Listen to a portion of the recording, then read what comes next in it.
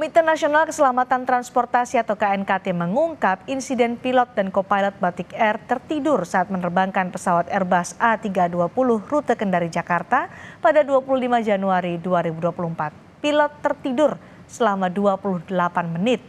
Setelah lepas landas pukul 8:37 di ketinggian 36.000 kaki, kopilot yang merasa mengantuk memutuskan tidur setelah ditawari istirahat oleh sang pilot.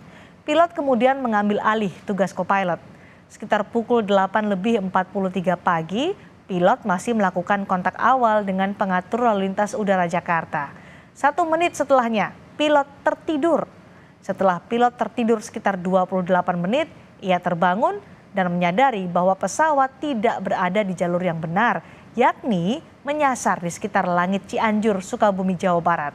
Kemudian pilot membangunkan kopilot dan menanggapi panggilan dari Pusat Kendali Wilayah Jakarta dan pesawat kembali ke rute yang benar.